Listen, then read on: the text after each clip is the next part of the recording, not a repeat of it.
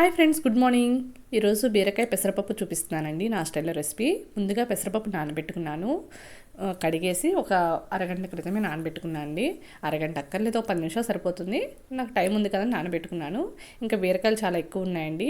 Onion నేను 2 తీసుకున్నాను, ఇలా కట్ చేసుకున్నానండి. ముందుగా స్టవ్ అంటించుకొని కళాయి పెట్టుకున్నాను. కళాయిలో ఉన్న వాటర్ అంతా పోయేదాకా, కళాయి వేడిగా అయ్యేదాకా చూస్తానండి. దాని తర్వాత ఆయిల్ వేసుకోవాలి, ఒక 1.5 గరిటె. ఎక్కువ ఆయిల్ ఏం పట్టదండి, కానీ నేను వేసుకుంటున్నాను, నాకు కొంచెం గ్రేవీలా అలా కావాలన్నమాట. కొంచెం నా వాయిస్ ఇగ్నోర్ చేసేయండి, కొంచెం కోల్డ్ వచ్చిన దగ్గర నుంచి వాయిస్ అంతా మారిపోయింది, ఎందుకో తెలియదు. తర్వాత ముందుగా వెల్లుల్లిపాయ మంచిదండి, వెల్లుల్లిపాయ చక్కగా దంచుకొని వేసుకున్నాను. తర్వాత పోపు ఐటమ్స్ కామని జీలకర్ర, ఆవాలు, చాయ్ మినపప్పు అవన్నీ యాడ్ చేసుకున్నాను. ఒక ఎండుమిర్చి యాడ్ చేసుకున్నాను అండి. కుదిరితే మన దగ్గర కరివేపాకు యాడ్ చేసుకుంటే ఇంకా బాగుంటుంది అన్నమాట, టేస్టీగా. నేను ఆ టైంకి అది మర్చిపోయాను అనమాట, ఉంది కానీ వేయలేదు, మర్చిపోయాను నేను.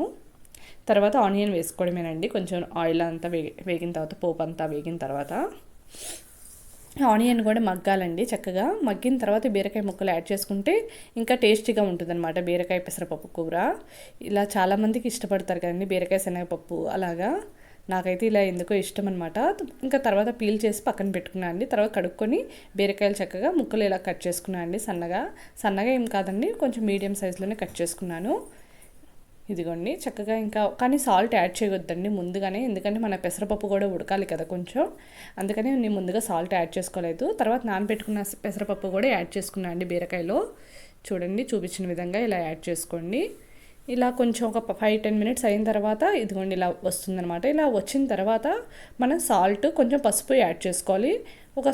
సాల్ట్ ఇది ఒక స్పూన్ కన్నా తక్కువే పట్టిద్దండి, పసుపు కొంచెం ఎక్కువ యాడ్ చేసుకున్నాను నేను. ఇంకా ఈ రెండు మగ్గిన తర్వాత కారం యాడ్ చేసుకోవాలండి. ఒక స్పూన్ కన్నా తక్కువే పడుతుందండి కారం కూడా. ఇవన్నీ మగ్గిన తర్వాత కొంచెం ఒక టీ గ్లాస్ కానీ, ఒక హాఫ్ గ్లాస్ కానీ వాటర్ పోసుకోవాలండి చక్కగా. ఇదిగో ఇలా చక్కగా ఉడుకుతూ ఉంటుందండి. ఇంకా అంతా దగ్గరికి అయిపోయిన తర్వాత కూర రెడీ అండి. కుదిరితే కొత్తిమీర ఏమైనా యాడ్ చేసుకోవచ్చు. నచ్చితే లైక్ చేయండి, షేర్ చేయండి, కొంచెం సబ్స్క్రైబ్ చేసుకోండి నా ఛానల్ని. ఇంకా కొన్ని వీడియోస్, టిప్స్ అవి కూడా పెట్టాను, కొంచెం అవి కూడా చూడండి, అంటే మీకు యూజ్ అవుతాయి.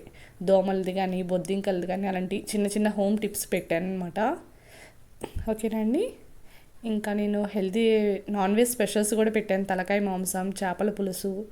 కొంచెం అంటే వీడియోలో మెన్షన్ చేస్తున్నాను, ఎవరికైనా తెలియని వాళ్ళు ఉంటే చూస్తారు కదా అని చెప్పి, అంతే. ఓకేనా అండి. Bye, thank you.